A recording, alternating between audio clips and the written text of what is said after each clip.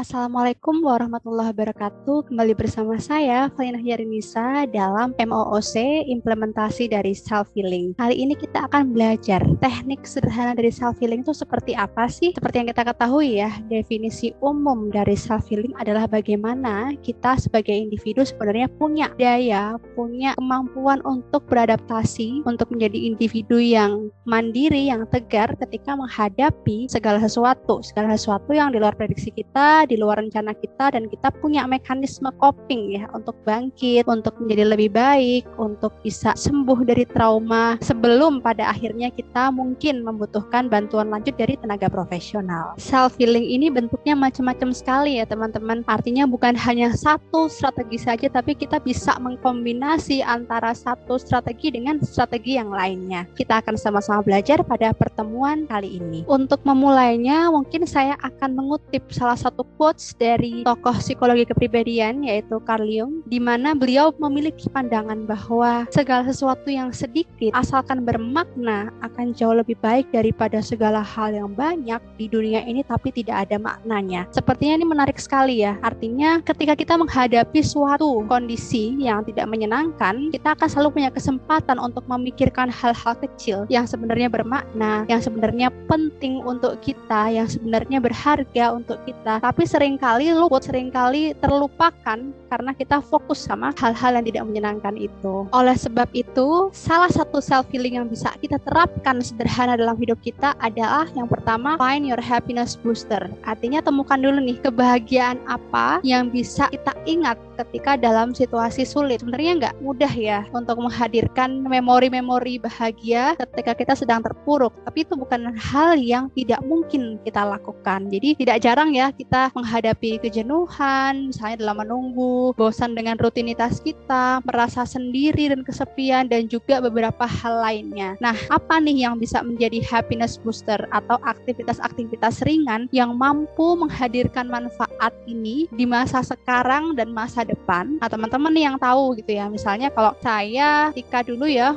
bekerja dari kantor ya, saya menggunakan kendaraan umum dan menunggu angkot tiba, kadang saya merasa waktu saya habis atau mungkin waktu terbuang sia-sia untuk menunggu orang yang terlambat datang. Akhirnya kan ada perasaan kesal muncul seperti itu, dan alih-alih mengikuti perasaan kesal itu, mungkin saya akan memilih untuk membaca buku atau mungkin membuka pesan di ponsel saya, atau mungkin mencoba untuk berbincang dengan orang-orang yang juga sedang menunggu alat transportasi seperti itu ya. Itu adalah salah satu happiness booster. Akan ada makna, akan ada cerita baru daripada kita larut dalam perasaan yang tidak menyenangkan. Nah, tentu ya, manusia ini individu yang unik. Artinya happiness booster saya tidak mungkin selalu sama dengan happiness booster teman-teman. Kita temukan sendiri nih gitu, sehingga sangat memungkinkan kita punya mekanisme memilih happiness booster ini dengan cara kita masing-masing, dan itu nggak masalah, nggak ada kata benar salah ya untuk menemukan kebahagiaan selama sesuai dengan norma dan value yang kita anut. Nah, untuk self healing yang kedua adalah the meaning of giving and receiving. Jadi tidak salah ya ketika kita berusaha mengingat kembali, tapi untuk diri kita sendiri ya, mengingat kembali pengalaman-pengalaman ketika kita berhasil menolong orang lain. Bukan berarti untuk berbangga pada diri kita sendiri, tapi untuk mengingat kembali bahwa kita sebenarnya individu yang bermanfaat, individu yang lahir di dunia ini pasti punya makna, sekecil apapun itu. Dengan kita mengingat bahwa kita pernah menolong orang lain, itu bisa meningkat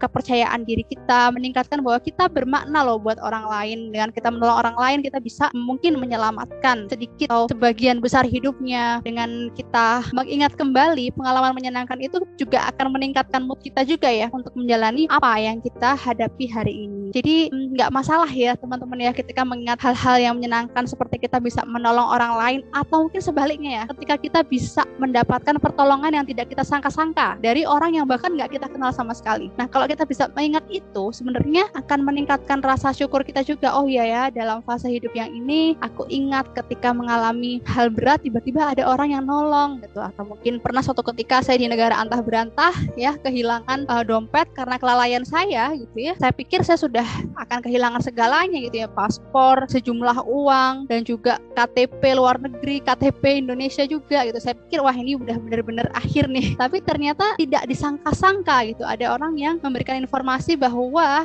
dompet saya ditemukan di sebuah kafe, di depan kafe. Nah itu juga hal yang sangat tidak pernah saya sangka, dan akhirnya ketika saya mengalami hal yang tidak menyenangkan, misalnya hari ini atau mungkin di kemudian hari, dan saya mencoba untuk merecall atau mengembalikan memori-memori tersebut, memori-memori ketika ada orang lain yang bahkan tidak mengenal saya, bahkan dari ras yang berbeda, dari negara yang berbeda, berkenan membantu saya, itu sedikit meningkatkan rasa bahagia, sedikit, meskipun tidak langsung mengubah mood saya saat itu ya, tapi bisa sedikit meningkatkan dan mungkin bisa memperbaiki kondisi psikologi saya untuk tetap bertahan, untuk tetap bisa menjalankan aktivitas yang harus saya lakukan, seperti itu. Jadi memang pentingnya memori di sini ya teman-teman. Kita boleh untuk mengingat kebaikan yang kita lakukan untuk orang lain, tapi untuk diri sendiri ya, bukan untuk dipamerin, tapi untuk lebih ke ini loh, aku bermakna dalam hidup gitu. Atau mungkin wow, betapa berharganya orang lain yang bisa menolong kita ketika dalam kondisi sulit, ternyata ada yang dihadirkan Tuhan untuk kita lewat cara yang tidak disangka-sangka.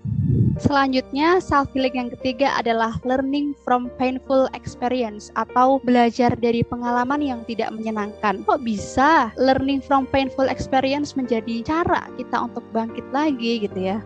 Mungkin saya akan mengutip 3 poin yang dibawakan oleh Viktor Frankl ketika dia harus menjalani masa-masa sulit di penjara ya saat itu. Yang pertama adalah mengenai kebahagiaan sejati. Kebahagiaan sejati ini melibatkan beberapa kondisi yang tidak selalu nyaman secara emosi, menurut beliau ya, dan meliputi pengalaman-pengalaman hidup yang tidak selalu mudah. Mungkin dari pengalaman-pengalaman yang tidak mudah itu, kita malah menemukan kebahagiaan dengan mudah, kebahagiaan dengan hal-hal sepele misalnya ya, karena tiba-tiba mendapatkan makan, tiba-tiba kita bisa tidur nyenyak, itu kan meskipun dalam kondisi sulit, itu juga hal yang menjadi kebahagiaan sejati gitu, yang mungkin orang lain belum tentu merasakannya. Kemudian menurut Viktor Frankl, manusia itu bukan membutuhkan penurunan, bukan membutuhkan penurunan tekanan hidup, tapi membutuhkan pemaknaan hidup. Jadi yang paling penting adalah bagaimana kita memaknai painful experience ini, memaknai tekanan-tekanan hidup kita sebagai cara kita untuk berkembang, sebagai caranya Tuhan untuk membuat kita jauh lebih baik, jauh lebih resilient, jauh lebih tangguh lagi gitu. Bagaimana kita bisa dikatakan tangguh kalau ternyata kita tidak menghadapi ujian dalam hidup kayak gitu ya. Ini agak klise, tapi kalau kita sedang dalam kondisi jernih pikirannya, insya Allah kita bisa memahami ini ya sebagai tantangan,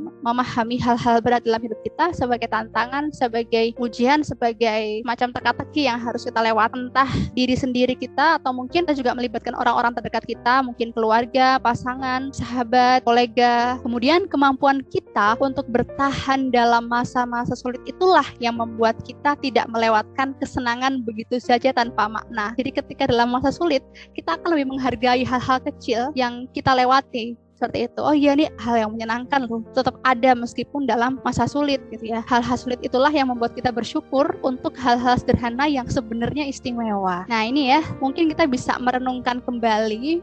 Sekarang mungkin saya mengajak teman-teman untuk mengambil selembar kertas dan pensil atau mungkin pulpen, kemudian pikirkan kembali hal-hal buruk apa sih yang pernah terjadi dalam hidup kita, and what did you learn from it? Apa yang kita pelajari dari kejadian-kejadian itu, dan bagaimana kita akhirnya bisa tumbuh dari peristiwa yang menyedihkan atau peristiwa yang menyakitkan itu.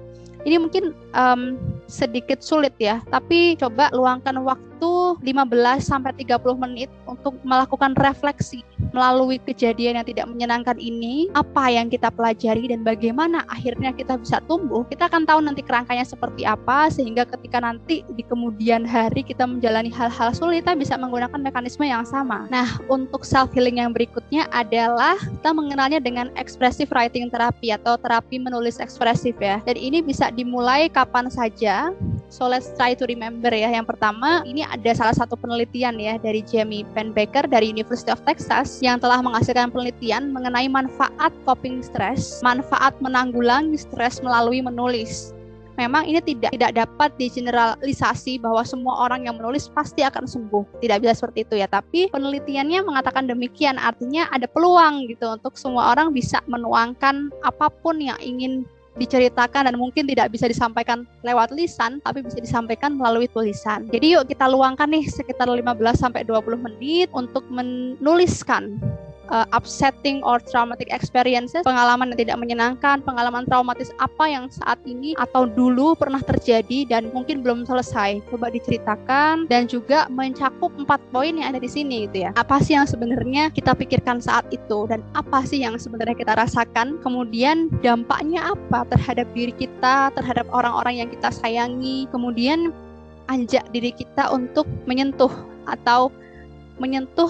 perasaan atau emosi kita saat itu. Jadi seperti mengembalikan emosi tersebut sehingga kita bisa benar-benar merasakan persis saat itu seperti apa, supaya kita bisa mengalirkan dengan tepat juga gitu ya, tidak dipendam dalam tubuh kita. Dan ya biasanya emosi tersebut ini tidak bisa tersampaikan ke orang lain gitu ya. Jadi kita yang benar-benar mengerti perasaan kita dan semoga bisa teralirkan lewat tulisan. Sekali lagi, untuk terapi menulis ekspresif ini bebas gender ya teman-teman. Seringkali kita mendengar menulis ekspresif itu hanya berlaku untuk perempuan. Tidak ada penelitian yang menyatakan demikian. Artinya baik laki-laki maupun perempuan sama-sama punya peluang untuk bisa melakukan menulis sebagai salah satu terapi, sebagai salah satu cara untuk mengalirkan emosinya. Selanjutnya adalah kita bisa membuat waktu. Maksudnya di sini adalah kita identifikasi nih dalam 24 jam waktu yang dititipkan kepada kita ini, aktivitas apa saja sih yang menurut kita mengambil alih kebahagiaan kita gitu. Apa yang menyebabkan kita jadi sedih? Aktivitas apa yang sebenarnya membuat kita jadi kecewa? Mungkin menjadi marah. Nah, coba direnungkan dan dituliskan sehingga kita bisa mengambil langkah strategis nih. Ketika dihadapkan dalam situasi tersebut, kira-kira harus melakukan apa? Misalnya, ketika jam kerja bertambah di luar jam kerja yang pada umumnya, gitu ya. Kerja di luar jam kerja, kemudian menimbulkan rasa kesal. Nah, kira-kira apa yang bisa dilakukan? Gitu? Apakah mau larut dalam rasa kesal ini, atau mungkin teman-teman punya coping mechanism atau strategi regulasi emosi yang lain, misalnya take some break, kita ambil dulu nih istirahat sejenak, kemudian kita set waktunya ya, kita membuat 15 menit untuk istirahat, atau mungkin kita mau break dulu dengan makan cemilan misalnya, atau mungkin dengan nonton film, atau mungkin dengan berbincang dengan keluarga kita. Nah, itu bisa jadi salah satu cara ya teman-teman untuk menghindari larut dalam amarah, larut dalam perasaan sedih, atau mungkin berdampak pada fisik kita. Coba kita renungkan itu, kita kembalikan prioritas kita, yaitu kesehatan mental kita dan kesehatan fisik kita juga. Kita coba alirkan rasa yang sedih ini dengan cara yang tepat gitu ya, bukan dilarutkan tapi dialirkan dengan bentuk yang lain. Ambil jeda, tidak apa-apa, tidak harus menyelesaikan satu tugas langsung, tidak mempedulikan diri kita. Jadi nggak apa-apa banget untuk beristirahat sejenak, lalu kita lanjut lagi. Itu yang saya maksud dengan making time ya.